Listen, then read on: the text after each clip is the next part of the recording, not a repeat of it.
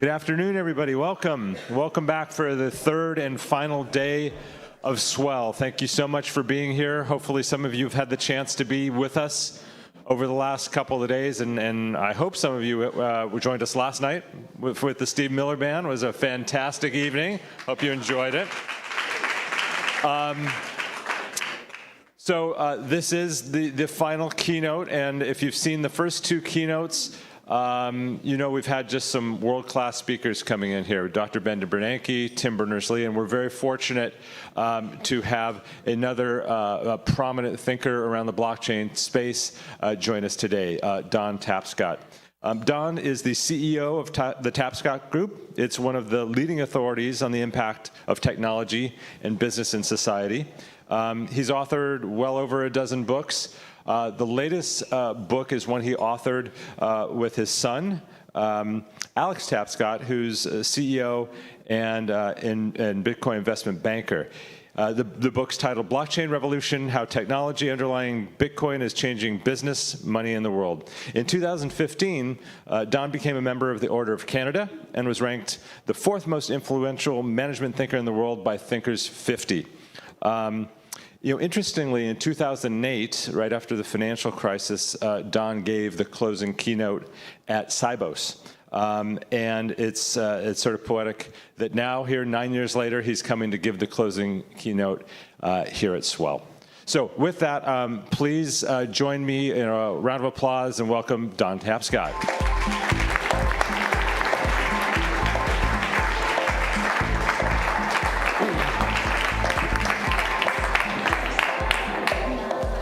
Thanks very much. I'm delighted to be here, and I'd like to thank and congratulate Ripple for doing this, because I think that Swell has actually more than enhanced Sibos. It's helped move the ball forward overall. And sometimes you have to be a little bit outside the tent to get the people in the tent to start to pay attention to an important development. And so I agreed to do this talk enthusiastically. So there's some big changes that are happening, obviously, with technology, banking, and the world. And I'd like to just start with a little historical view on how I came across this. Some of you may remember in 1994, I wrote the book, The Digital Economy, which they say was the first bestseller about the web. And 20 years later, my publisher asked me to do an anniversary edition. And I had to reflect on what's happened in the last 20 years and where we're going from here.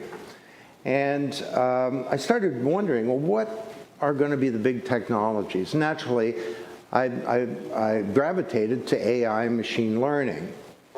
And but the more I started exploring Bitcoin, I started figuring out that maybe the underlying technology, blockchain, that enables a cryptocurrency like Bitcoin to work could be the real pony here and the real thing that's transformational.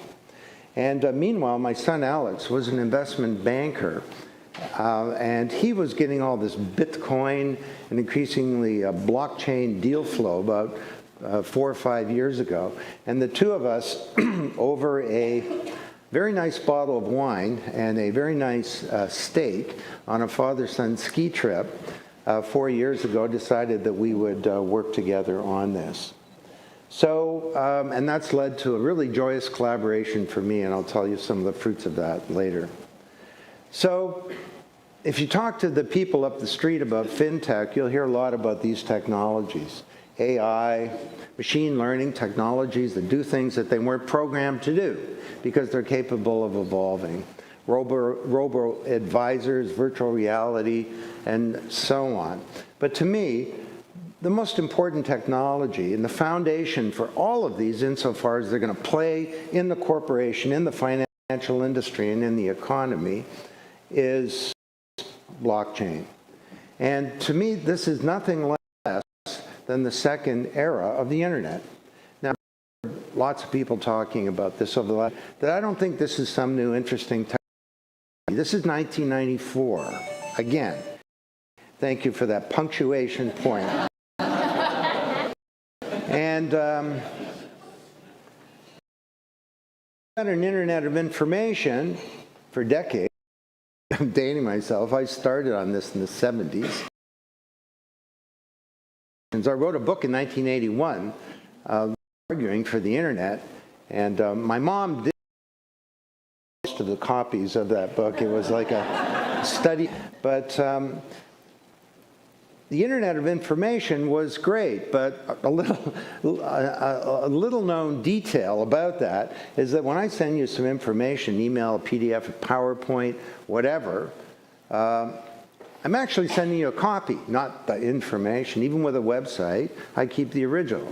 And that's great for information, but when it comes to things that really matter to the financial system and to our economy, assets, things of value, money, stocks, bonds, intellectual property, our identities, art, music, votes, assets, sending a copy is a terrible idea. You don't want someone copying your identity or your votes, and if I send you $100, it's really important that I don't still have the money and that I can't send it to somebody else. So as you know, cryptographers have called this a double spend problem. And the way that we solve this problem in society is through large intermediaries. Well, these intermediaries increasingly need a lot of help. So I think that what this stuff represents is a second era of the internet. It's not another layer on the stack. We've had an internet of information, and now we're getting an internet of value, where anything of value ultimately, from money to art, can be stored, transacted, secured in a confidential way. This is a native digital medium for value, and this is a big deal. So it's 1994. Imagine if in 1994 you knew then what you know now about the Internet of Information. Well, we can extrapolate a lot, and that's what I'm going to try and share with you today. Take you out about 20 years and talk about what this is going to do. By the way, those of you who don't have a blockchain revolution, the best way to get it is in massive volume. Okay? Christmas is coming soon. I know for a fact some of you have. Seriously, I'm very a book about this topic. Whirlwind tour. I was asked to give a state of the world about this whole blockchain. So I'm going to talk about the impact of three major institutions, some of the challenges to be done going forward. Financial services. It was 2 days after Lehman Brothers did the closing keynote at Cyber, and I did discard my PowerPoint the night before, which in general is a good thing, because, you know, power corrupts, PowerPoint corrupts, absolutely. But, and I talked about what I thought was wrong with the financial industry. And I said, look, you're going to remember the world up to this day, and you're going to remember the world after this day. This is a punctuation point in human history. And the core modus operandi of this industry almost brought down the global capitalist system, and it may still happen. If it doesn't get bailed out by the US federal government and other players, then we're going to go into a massive crisis. You know, I didn't know, but at that time, we were days, some people say hours away, from the banks or the ATMs running out of cash. So these intermediaries overall have done a pretty good job, but starting 2008, we started to wonder a bit. And there are growing problems, and I'm not suggesting they need to be eliminated, but although some of them will be, but they need help. They're centralized, and anything that's centralized can be hacked, and JP Morgan and Home Depot and even the CIA found that out the hard way. They slow things down. It takes a second for an email to go around the world. It can take days or even weeks for money in computers, or not money, but digital assets in computers to move up the street on Wall Street. They charge the system. It can cost 10 to 20% to send money from one country to another. Has anyone ever heard of cross-border email payments? You know, it's kind of ought to be the same thing, shouldn't it? It's all about bits. They exclude a couple of billion people from the global economy. Now, in fairness to the banks, it's not just that they don't have enough money to be profitable. These people, many of them, don't have an identity. And overall, we have this strange situation where data is the new oil. It's a new asset class, probably as important as previous asset classes, land, industrial plant. We create this data, but large intermediaries, not just banks, but social media companies, search engines, and other institutions capture it. And so we have this crazy situation where our economies are growing and the middle class is shrinking. The benefits of the digital age, and it's tough for me to admit, because I've been a big champion of technology for 35 years now, the benefits of the digital age have been distributed asymmetrically. So, what if we had an internet of value? How could that change the financial system overall? Does anyone know what this machine is? Thank you. Who said that? Okay. Goldberg machine. An American inventor developed all these ridiculous. We'll talk about nostril vostron. It's like a credit card. You tap your bucks and there's a bunch of messages go through half a dozen companies, some of them using 30-year-old technology, each with a counterparty risk and each taking cost or adding cost to the system, and 3 days later a payment and a settlement occurred. Maybe there's a better way. Maybe if we had some kind of distributed ledger, the payment and the settlement would be the same activity. There would be no 3-day clearing and settlement, period. There would be a 0-day, 0-minute payment and settlement period. There would be no counterparty risk. And that was the problem in 2008, right? All these counterparties in trouble. There would be no counterparty costs. The metabolism of the banking system would be sped up. So Payments Canada has done some pretty interesting work. Is anyone here from a Canadian bank? Okay, great. And I actually gave the opening talk to the Payments Canada Summit this year. And this is their vision of what a new payments system could mean for Canada. Of course, it's going to link out globally to the world. And I said, that's pretty awesome, and I support that. But what if you added a distributed ledger to it? Could you have micropayments? You're going to need that, ultimately, because when that light bulb buys some power from a distributed power source, it's not going to go through the traditional Visa network, for example. It's the Internet of Things is going to need a ledger of things for that to occur. Or when I listen to Imogen Heap's new song, which is posted on a blockchain, and she charges me a few microcents, we're going to need a platform to be able to do that. We're going to need peer-to-peer payments, increasingly.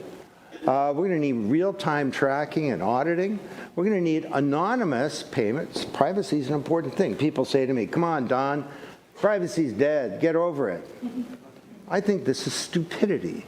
Privacy is the foundation of freedom, and we need to protect it. And we'll get more to that later on.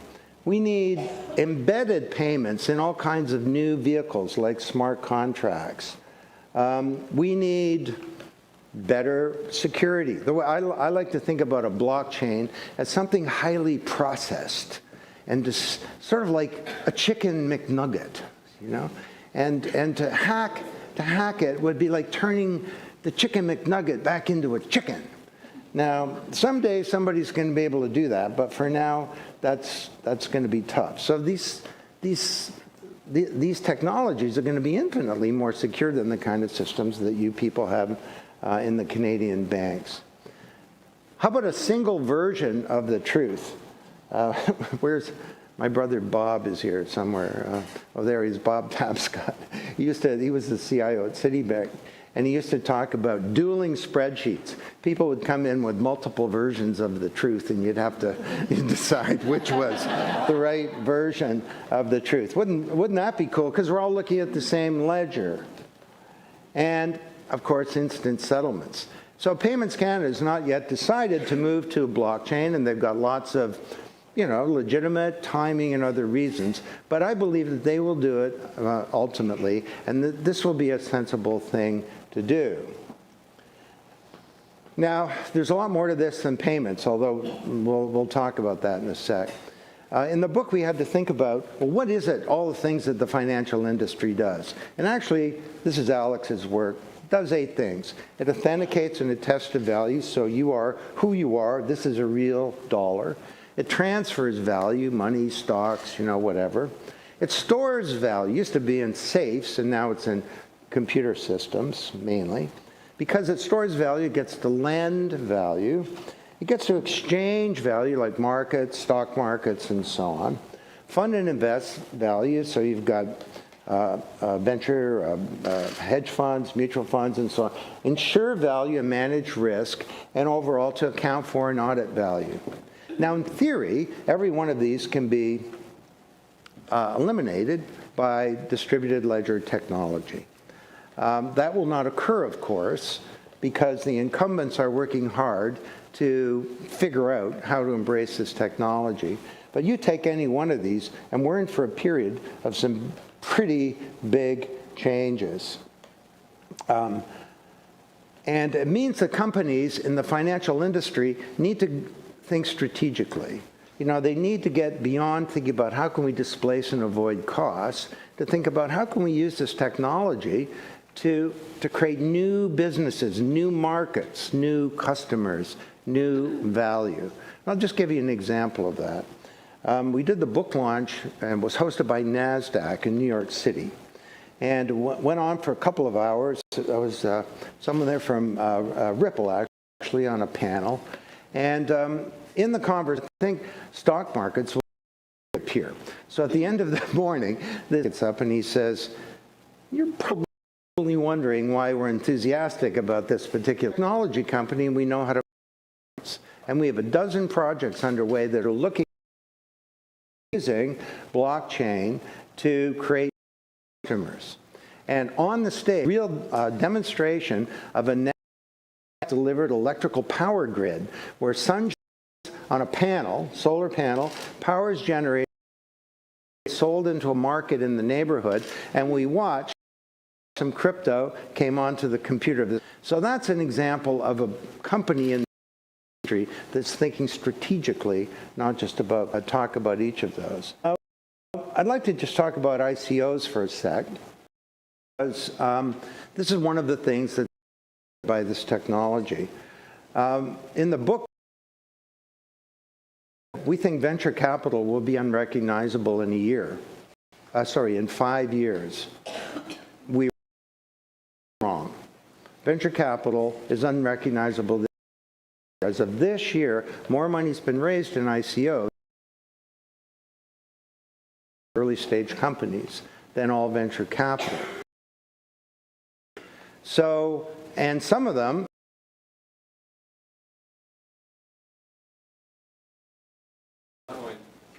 they did 250 million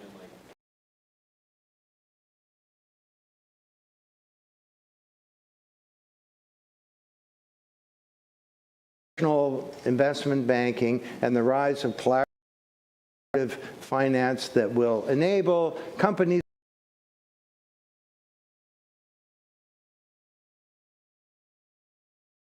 somewhere, I don't know, in the middle, but it's neither of those. So I think that this is a legitimate offering. This is from yesterday's newspaper.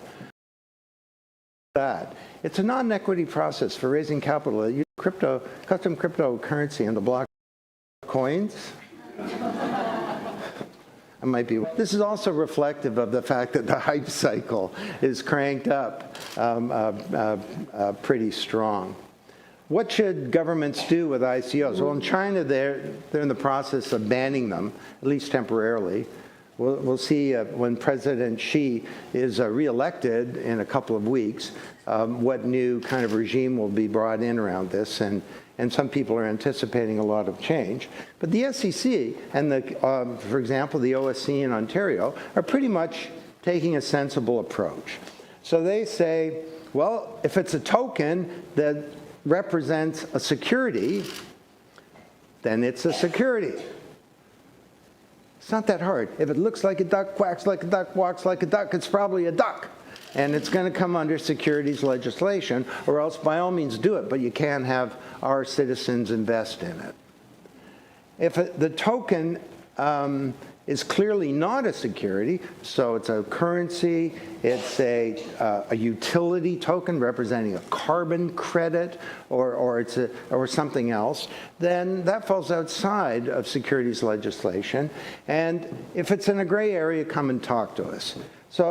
So far, so good on this stuff. Now, there are other areas where the authorities are not so great, and we'll talk about that later. But there's a lot going on today. And overall, I view that as a positive thing. Another big thing that's happening, of course, that will affect the banks is that we've had double entry accounting for 370 years. And it's actually the foundation of the corporation and of capitalism. Well, when The Economist did a cover story on blockchain, they were more hyperbolic than me. They didn't compare it to the first era of the internet. They compared it to the creation of double entry accounting.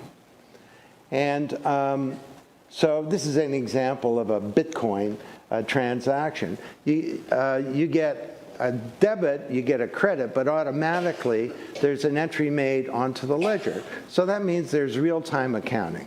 So smart companies, we're working with KPMG and Deloitte, understand that this is going to affect their audit business big time. And it creates an opportunity for them to create a next generation real-time audit, as opposed to someone coming in at the end of the year and sampling activities. Now another, full disclosure, this is my son, now that I'm talking about it, in case you didn't notice. But so he's creating another new generation financial company. This will be the first publicly traded company investing in a basket of early stage blockchain companies and digital assets. And fully regulated, he chose the Toronto Stock Exchange, the 5th largest in the world, rather than he could have done this on others, but he chose that. And the TSX is a great organization that amazingly gets it. And he raised $20 million, and he's doing an IPO that starts on Monday, where he will raise, who knows, it says a $50 million. I'm sure it will be far oversubscribed. But you'll be able to just phone up your broker and say, I want to buy some of that. So that's going to be pretty cool. So let's talk about payments here for a second. I can see I'm still on point number 1. I'm going to have to pick up the pace here. So, and how about international payments? Well, I mean, selling an apple between two peers is pretty straightforward. Doing it across the ocean is more complicated. And the way that we used to handle this is by a single company owning everything. The East India Trading Company, for example. And trust was syndicated within the company, because you didn't have to trust external parties, because trust, which is the expectation that the other party will act with integrity, right? That they'll be honest, considerate of your interests, and abide by their commitments. Trust is the expectation that the other party will do the right thing. Well, you could do that within a company, but as companies began to unbundle, then trust needed to be syndicated across a broader community. So for a lot of the international transactions and messages, we have SWIFT doing that. Why is that? Well, these are the kinds of things, I'm not going to go through it all, but that we've identified that why SWIFT exists. And why, and historically, for a single transaction of, say, $3,000, they can charge $211 for that transaction to occur. Well, that's the way it was. Is there a better way now? Well, trust doesn't need to be achieved by a big central intermediary. It can be achieved by some cryptography, by some mathematics, by some mass collaboration, and by some clever code working together. And this is going to inevitably create a more secure, faster metabolism, lower cost, and higher value platform for these global messages and global payments to be conducted. And you know about Ripple. Example of a company that's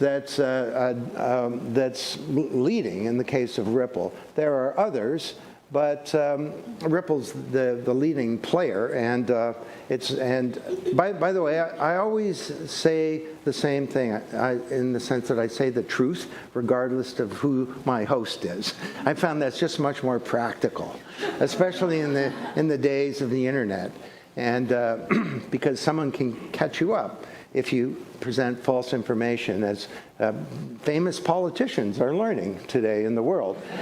So when they tweet, and they tweet things which are different from what they said before. So, but this is a really exciting opportunity. I'm very optimistic about Ripple, and I think that, again, this is not some cool new technology. It's something that's transformational.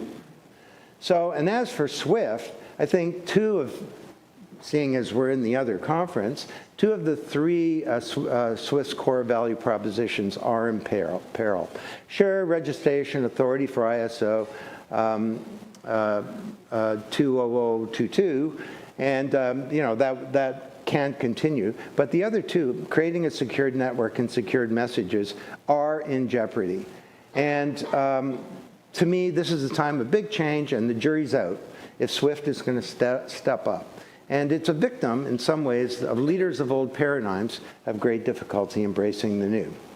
Okay, 1 of 7 down. We're really going to pick this up now. Number 2, what does this mean for the and the corporation? Well, this up, and I'm telling it, I haven't told this for a long time, is it's a Toronto story. And the reason I know this story, guy Rob McEwen, is my neighbor. To say, I scour the world for the best. No, he moved to me, and he held a cocktail. Some of your books, and I said, great, what do you do? Now I'm a gold miner. He's a funny guy. He introduced his wife to the group, and he's my wife. She's a gold digger, and thankfully she is not. A brilliant entrepreneur with a sense of humor. Tells me this amazing story of tell him where the gold is. So he to get more geological data. He does this again and again. Over several years, he's epiphany. He wonders, if my geologists don't know where the gold is, maybe somebody else does. So he does the thing. He takes his geological data, and he holds a contest called the Gold Corp. It's basically $500,000 in prize money. Do you have any gold? And if so, where is it? Get submissions from all around the world. They use techniques. $1 billion worth of gold, which he million today. And I can tell you, my neighbor, he's a happy camper. Now, he viewed the firm with the Internet of Information. Rob is now in the early days of a profound changes to the deep structure paper, where he asked a deceptively simple question. He said, why does the firm exist? Bad for allocating goods and resources, people, assets, information. Why isn't everybody an independent contractor?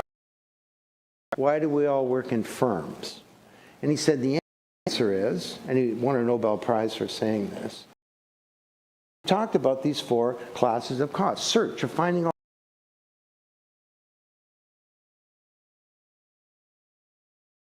the boundaries. You have processes and org structures, and the cost of establishing trust. Age Corporation did everything from soup to porous. We used to call it the extended enterprise. And then we saw the rise of the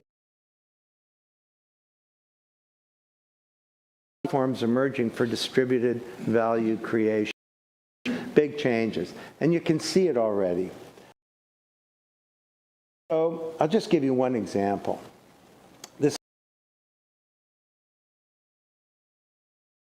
We defined this thing, we called it a distributed company with no CEO, no management, no people, and hallucination. A book came out, an organization was launched called the Distributed No Management, No People. Its goal was to invest in dollars. Now, it's not a happy ending because who knows the story? Anybody? Yeah, a few of you. There was a flaw in one of the smart contracts, and a hacker got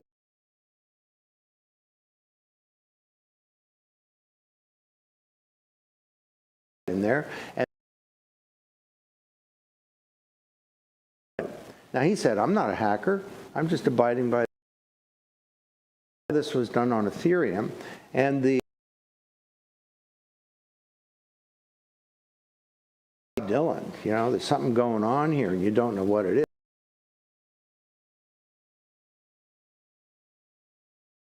$164 million. Extraordinary. So these are 7 of dozens of new business models that we talk about in our research and in the book. I think big data is toast, basically, at least the way that we think of it. Companies like Uber and Airbnb can be replaced by distributed software on a blockchain. Will they? Who knows? But they could, because blockchains do all the things that they do. Identity, contracting, payments, and reputation. Blockchains are ideal for this kind of thing. And the important supply chains in the world are moving towards this platform as well. Foxconn, biggest blockchain in the world, we've been studying them, or biggest, supply chain in the world. And we think that supply chains are being imbued with knowledge. They're becoming cognitive, and we've renamed them asset chains. And we think that this is a whole new breakthrough in how to think about the way that we orchestrate capability. Tied in with this, the notion of identity is changing as well. The virtual you, your identity, the mirror image of you that contains all this data, health, education, transactional, government, and so on, is not owned by you. It's owned by big social media companies and others. So we need to get our identities back so that we can manage them responsibly, use this data to plan our lives, we can monetize it, and we can also protect our privacy. So there are projects underway to create a portable identity on a black box, on a blockchain. I know that's kind of weird. I don't know where they got. I'm trying to figure out, is that actually my body? I don't think so. Anyway, anyway, so this is one. Microsoft, for example, is working to build something like that. Okay, what about government? This is our final state of the nation in terms of how it's going. Well, 3 big classes of change.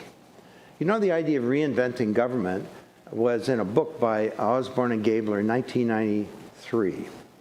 And Al Gore, a year later, came out with the Reinventing Government report. Better, cheaper government. The internet was going to enable us to reinvent government. Is there anyone here who thinks governments have been reinvented, fundamentally changed? I think we paved the cow path, didn't we? We took existing business processes and structures and we kind of automated them. Well, now we have an opportunity to bring about some very profound change, using these platforms to speed up transactional activity, to cut out middlemen players. And imagine each of us having our own rich identity that's portable across all kinds of government agencies. This is the holy grail, because we're organized into these silos, organizational silos, that each now have information technology that looks like the old organization.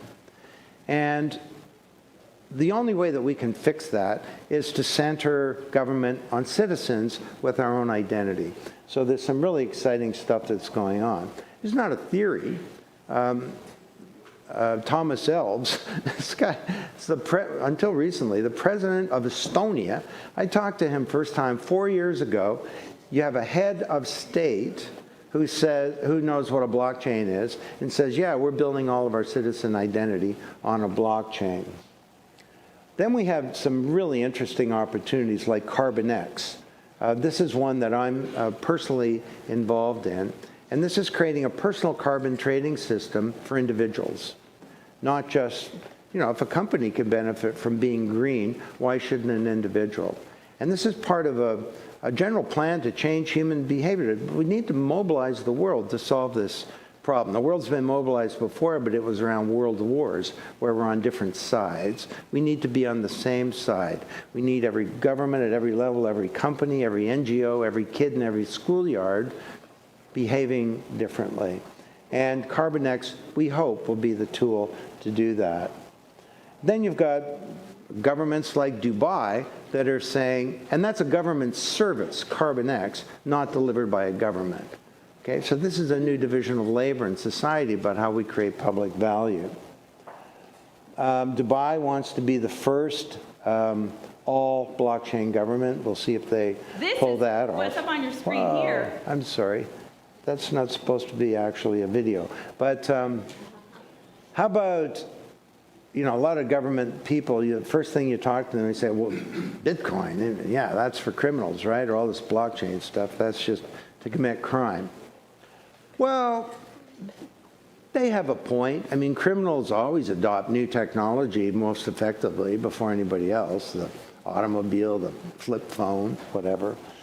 But now, really smart law enforcement agencies, like Katie Haun, who's a chief federal prosecutor in the US, talk about how they're using blockchain to catch the bad guys. And the financial industry should think about it and love this, because this is a lot better than cash. Cash is the foundation of organized crime. It's the foundation of the drug industry. It's the basis for a lot of evaporation and spillage and corruption. And with blockchain, of course, transactions can be anonymous, but there's metadata that enables law enforcement agencies to understand if there's something weird that's going on. Watch this TED Talk by Katie Haun. It's fantastic. And she'll tell you how they're using blockchain to catch the bad guys. We're just trying to go forward here. Okay. So the next one is democracy itself, not just government, but governance. And there's a lot of really exciting stuff that's happening here. And thank goodness, because we have a crisis emerging. Trust is dropping in our democratic institutions. And at a certain point, that becomes a crisis of legitimacy. Legitimacy meaning you may disagree with who's in power, but at least you think the system is the best system. Well, more and more young people, youth voting's been declining for 15 years in most OECD countries, and many young people in the US, the last federal election, said they didn't vote. They agree with the bumper sticker, don't vote, it only encourages them. I think that's a problem, because the alternatives to democracy aren't that great from my perspective.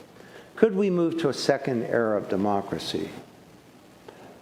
The first, we created these representative institutions, but there was a weak public mandate. Citizens were inert. Politicians were beholden to powerful interests, and nobody really knew what was going on because it was all done in opacity. Could we have a second era where we have citizens, for example, voting not just for politicians, but tied into smart contracts where politicians are beholden to the electorate, not to big money, where we have an environment of transparency and a culture of public deliberation and active citizenship. This could be very exciting. All kinds of ways that can occur. I don't have time to talk about them. You can read it in the book. But e-voting's a big one. Nobody's ever going to vote on a computer unless you have cryptographic proof that your vote was cast for the person for whom you voted, and it can't be double counted, right? The double spend problem. You need to know that. So the billions of dollars spent on e-voting has largely been wasted. We can now move to an e-voting environment. The final one is reinventing the central banks. So, and this is really exciting. The IMF met last week. There's a lot of discussion. There's central bankers and ministers of finance here. This makes a lot of sense. What we need to do is embrace blockchain for our fiat currencies. And I don't know what the underlying platform, I'm sure Ripple has some views on that, but this would be a very, very powerful thing. So think if you're a central banker and you put some money into the money supply during a crisis, rather than just giving it to banks and hoping they do something with it, you could helicopter drop it onto the mobile devices of in the US, say the 50 million poorest people. I don't know if that's a good idea or not, but you could do things like that. You change the inflation rate, you'd have an instant transparency into what's happening rather than waiting months. You could have a much lighter touch on regulation, where sunlight is the best disinfectant, rather than having heavy-handed regulation of the financial industry. So we could actually reinvent government, we could help solve this crisis of legitimacy, and we could fundamentally change the way our economies are managed. So that's kind of a big deal. I'm pretty excited about government. It's why I was just actually in DC last week giving presentations to a number of government agencies. And we held a big dinner, and we had 15 CIOs from all across the federal government. And the excitement in that room was palpable. This is 1994. And 15 of the dozens and dozens of CIOs in Washington get it. And they self-selected to come out to that. All right, so let me close with a frank discussion of some of the problems, because that's all pretty glowing, what I just talked about. I mean, to begin, when you have a new paradigm, you typically get a leadership crisis, because new paradigms cause dislocation, conflict, confusion. They're nearly always received badly. I remember in 1994, I used to say, who here has heard of the World Wide Web? And 10% of the hands would go up, and at the end of the talk, people would be, I don't know about that. And I get a fair bit of that today, honestly, but although that's changing very, very rapidly. So how are we going to find the leadership to make this happen? Well, for starters, leaders of old paradigms do have difficulty embracing the new. Now, Bitcoin is a fraud. This is coming from, it's sort of over the years. I've been around, seen most of this. I didn't see Thomas Edison in 1989. But, this is coming from a company that's investing more in blockchain than pretty much any other financial services industry. And it's like, so you have a cryptocurrency that's outside of fiat currency. I mean, really, everybody just relax, take a Valium. I did an interview for a Chinese publication, and China was curbing cryptocurrency exchanges. And the head of the central bank, the Bank of China, said the reason was we need to protect our fiat currency. And I said, well, no, you don't. I mean, Bitcoin will never be 1% of transactions in China. The only way to protect your fiat currency is to make it a 21st century currency and build it on a blockchain. So this is the problem of leaders of old paradigms. So that exists everywhere. And within an organization, do you know where leadership comes from? We've now studied hundreds, probably thousands at this point of organizations, and it's a big surprise. It can come from the CEO, but typically it comes from somewhere else. A CIO, a CTO, an outside partner. We documented a story where a secretary was the key person in the transformation of a division of a big bank. And she had what it took to be a leader. She just willed it.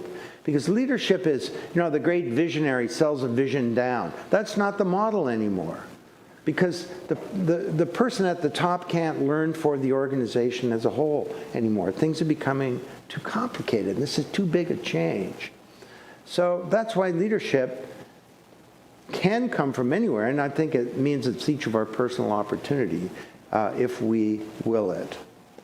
So another problem is inappropriate government regulation. Do you know about the red flag laws in England? It's about in the early 20th century, the government, in its wisdom, concerned about these horseless carriages, passed a law that meant if you're going to be in an automobile, you need to have a driver, a navigator, and someone up front with a red flag so that the horses wouldn't get scared.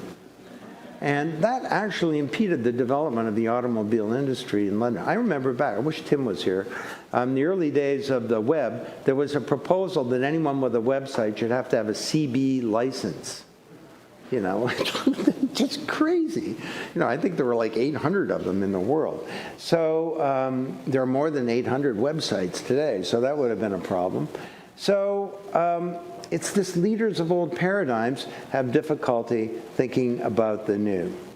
So China banning ICOs, I think that's dumb. They should take a page from the SEC. And that's generally moving in the right direction. Now, there's part of what the regulators are doing in the U.S. that I think are not sensible. For example, the idea of taxing increases the value of a currency as a capital gain. That seems dumb to me. Because, you know, if the value of the Canadian dollar goes up against the U.S. dollar, I'm not going to be taxed as a Canadian for that. This is a currency. Leave it alone, and if it appreciates in value, let it appreciate in value. This is not a capital gain in any kind of sensible thinking of the term. So we're into an interesting period where regulators are going to be struggling to figure out what's the right thing to do. But I'll tell you, on ICOs, it'll be those regimes, those countries that get some sensible regulation that funds will flow to, and that will have the greatest energy for an innovation economy. Now, I know there are lots of libertarians that say, what do you mean, there shouldn't be any regulation? I disagree with that. For the first era of the internet, it was about information. And my point of view was always, leave it alone. Just governments stay away.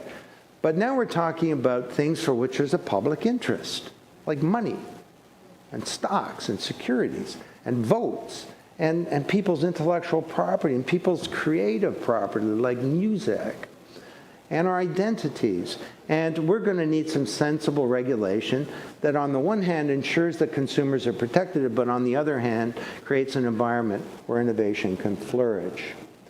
Now, which countries are doing this best? I've never really said this before, but I will today. Apparently we have 1 million people watching this on video right now. 100 billion people. These are some of the main candidates, I guess. We're here in Toronto. I would like to make a radical, a modest proposal to you that Canada is actually leading this. And this is not just my point of view. I was talking to a bunch of VCs from the Valley a couple of weeks ago, and they said that the innovation happening in this corridor between Waterloo and Toronto is now superior to what's going on in Silicon Valley. The first era of the internet was led by Silicon Valley. Leaders of old paradigms have great difficulty embracing the new.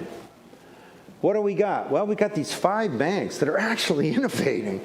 They're spending billions of dollars, and eventually they will create a new platform, if they do it right, a new platform for financial services. That's not going to happen in the U.S. 95 banks are never going to get together and do this. And one bank is not going to dominate and do it with its own special platform. Got great universities, Waterloo, great computer science. Ethereum, it's an important blockchain. It's invented by a Canadian. A new wave of blockchain entrepreneurs. Nuco. Where's Matt? Oh, and Paycase. Is he in the room? No. The biggest incubators in the world are in Toronto. There's always a big funding problem, lousy venture capital, and the real problem was mid-stage. You get up to 20 million revenue, and you have to go to the Valley to raise your 30 million Series B. Well, now that problem's been obviated. There's a good regulatory environment. The regulators are working hard, great regulatory sandboxes. Government support, the government's putting $1 billion into matching funds around innovation. And this is stimulating a lot of activity. And in our Blockchain Research Institute, we have as members the Bank of Canada, the federal government, the Ontario government, and the City of Toronto, and the big health network in Toronto called the University Health Network. We used to have a brain drain, but now we have a brain gain. I don't know why that's happening, but a lot of people want to move to a place where it's a reasonable place to raise a family and when there's not too much craziness. And Canada's now the center in thought leadership through the Blockchain Research Institute. Okay, 2 more points. How do we steward this resource to go forward? And what's the state of the world on that? Well, the way that we think of governing global resources is by state-based institutions, right? They came out of Bretton Woods after the Second World War, and we created the IMF and the World Bank. And then a year later, the UN, a year later, the GATT and the WTO, and the G8 and the G20, global institutions based on nation states. Increasingly, though, since Bretton Woods, there are new models of governing global resources that involve the private sector, along with governments, the civil society, and individuals. And we, a couple of years ago, finished a $4 million research project on this that identified these various types of networks that are multi-stakeholder. They have all these different groups. They're not controlled by governments or states. They're self-organizing. And they're a bottom-up self-organizing phenomenon. By that definition, there are tens of millions of people right now at 1:30 in the afternoon that are involved in this activity. So the first era of the internet, and if Tim were here, he'd agree, is governed by these multi-stakeholder networks. You have the standards networks like the W3C Consortium or the Internet Engineering Task Force, knowledge networks like the Internet Society, delivery networks like ICANN, they just do stuff, they deliver domain names, policy networks like the Internet Governance Forum, advocacy networks like the Electronic Frontier Foundation, watchdog networks that are scrutinizing what's going on in the Internet, corruption and so on, network institutions like the World Economic Forum, that are very complicated, but they're involved in governance. When it comes to blockchain, we're very early in the development of these robust type networks. And it's also more complicated.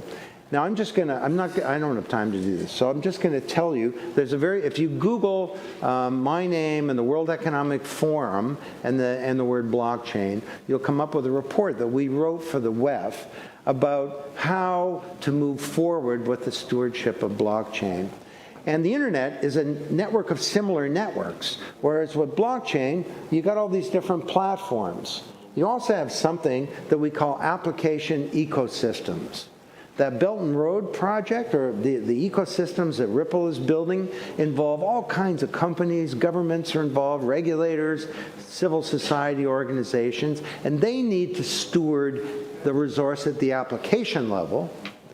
And then you have the big picture stuff. How do we ensure that the world is informed, that there are good use cases made public, that there's not bad regulation, and so on. So for each of these complicated stuff, and these are the challenges at the platform level. And so Ripple.net would be an example of one of these ecosystems that's attempting to govern and steward this resource at the platform level. You have application ecosystems And then you have the overall blockchain ecosystem where you need to deal with these big issues. So to move forward with that, I'd encourage all of you to think not about how do we build just our business, but how do we participate more broadly in this ecosystem. This does not mean government. It does not mean top-down. It's the opposite of that. And as Pindar Wong, who's the chief architect in the Belt and Road Project, one of our collaborators, says, just because it's distributed doesn't mean it needs to be disorganized. So let's find new ways of cooperating together. That report gives a taxonomy and a framework on how to do that. Now the final one is how do we achieve strategic insight? Everyone's doing pilots and so on. We need insight about how this technology transforms industries, how it changes the way you manage a company. What does blockchain mean for the chief information officer, for example? I can't find anyone who can talk to me for more than 5 minutes about what this means for IT architecture for an enterprise, because a company's not a bunch of pilots and business units, it's an enterprise. We need enterprise strategy, enterprise standards, enterprise infrastructure, and we're in the early days of figuring that out. So I just wanted to tell you that we're doing the definitive, I guess, investigation of all this multi-million-dollar program. And we're doing 70 projects right now. There they are. Has everyone absorbed that? Okay, good. Moving right along. And each of these projects is led by some world's leading thinker. I'm very proud. I mean, I work on smart contracts being led by Nick Szabo. And in the video introduction to his report, which we released to our members last week, I said, I think this is the most important document ever written about smart contracts, with the exception of his 1996 document that defined the concept. So every week we have new companies joining, and ta-da, I would like to announce today that CIBC and TD are the first Canadian banks to join this project, and also Microsoft Canada. So we wanted to highlight some Canadian organizations that are participating. If you're from CIBC and TD, thank you very much. Those of you from banks who are from other banks, call. Have your people call my people. No, we need to talk. All the banks will join, and we're very thankful. So this is a somewhat out-of-date list of these companies, but we've got many of the world's leading companies. It costs a couple $100,000 to join the program, but for that you get millions of dollars worth of IP. So, to close, the state of the blockchain world is good. The arc is a positive one. It's moving at an unprecedented rate, and it's accelerating. I said this is 1994, but there's a big difference. In 1994, with the Internet of Information, most people didn't use a computer. There was no mobile web because there was no mobility. You young people wouldn't remember, but telephones used to have a wire coming out the end of them, and they plugged into a wall or into your car. Today, we've got 6.5 billion people with a supercomputer in their pocket. Do you remember in 1994, it would take 2 minutes for a web page to load because it was called dial-up. Today, we have broadband in most places in the world. There was no real industry in 1994. There were no informed users in 1994. We have all of those preconditions today. My view is that this will accelerate, and it's going to happen very, very fast. So buckle up, everybody. What will the future bring? Well, final thought on that is I'm a big believer of the theory that the future is not something to be predicted. The future is something to be achieved. And we have an opportunity here to reinvent the banking system for high performance and all kinds of new value for citizens, to include a couple of billion more people in the world, and to make an industry that's sustainable. We have an opportunity to change the corporation, to create a new kind of networked enterprise that can create new value. And we have an opportunity to solve many of our biggest problems. Today I've mentioned stuff like climate change. I mean, the killer app for blockchain may end up being saving the planet, literally. But we've also got opportunities to solve big problems like the crisis of legitimacy of government and other issues. So this is a time of great, great opportunity. And if we do this right, we work hard, then maybe this new age of distributed trust will be an age where the promise is fulfilled. If I may close with an analogy. Are you going to see it better on this screen, I think, because that one's kind of washed out. Alex and I have been studying nature recently to understand what distributed trust looks like. Fish come in schools, bees come in swarms, starlings over the moors of England come in something called a murmuration. Murmuration. Anyone heard that term? It refers to the murmuring of the wings of the birds. And starlings are out over a 20-mile radius throughout the day doing their starling thing. And at night they come together and create one of the most spectacular things in all of nature. Now the murmuration is not just for show, it has functions. It warms the birds up for the cold night, and it protects the birds. On the right of the screen here, you can see a hawk, 25 times the size of a starling, a predator of starlings being chased away by the collective power of the little birds. Scientists that have studied this say they've never seen an accident. There's leadership, but there's no one leader. Now, is this some kind of fanciful analogy about the state of the blockchain world? Well, actually, this thing functions according to the 7 principles of blockchain that we define in the book. It's a massive collaboration. Remember I said trust is achieved not by an intermediary, but by collaboration, cryptography, and clever code.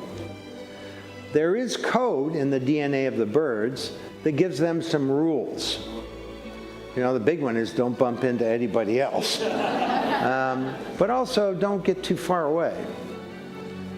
There's a great sharing of information. It's a peer-to-peer thing. There's no intermediary or no central authority running this whole thing. And it has a great interdependence. You know, when I'm talking to CEOs, I say, you know what? Business can't succeed in a world that's failing. And we have to step up to some of these big problems that exist today. This thing functions as if the interest of the individual bird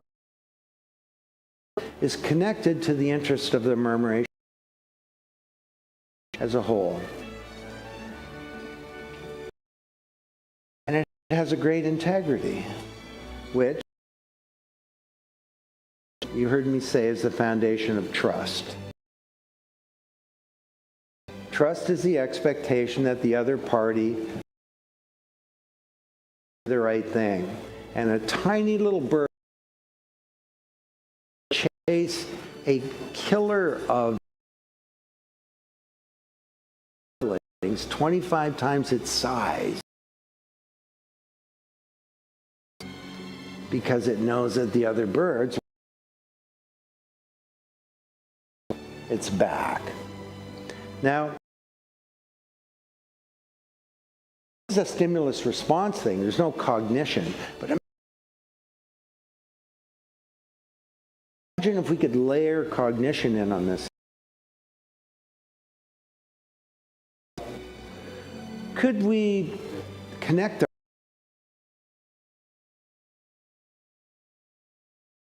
network that built a new financial system beyond, a network made of glass and air,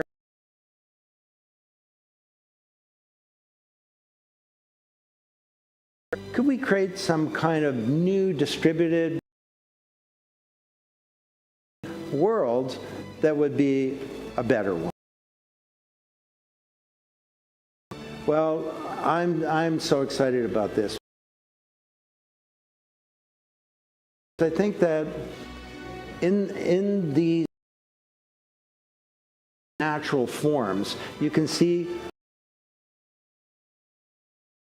trust is endemic to the platform, areas or other institutions, and what a powerful thing.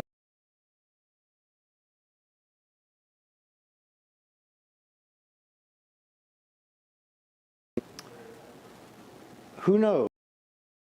Maybe if we do this right, this new distributed world will be a better one. So thank you very much.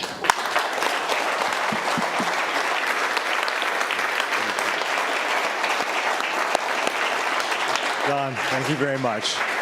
Really, really appreciate it. I don't know if we have time for Q&A today, unfortunately, but again, what a great way to end 3 days at Swell with such deep strategic insights from one of the real thought leaders around the blockchain. Obviously, a broad perspective on what's going to happen and actually very inspirational. So again, one more quick hand for Don Tapscott. Thank you, Don. So we are just about to wrap up Swell. We're minutes away. Before we do, we have a quick video we wanted to share some of the highlights over the last couple of days, and afterwards I'll come up with some concluding thoughts. It's okay. Thank you.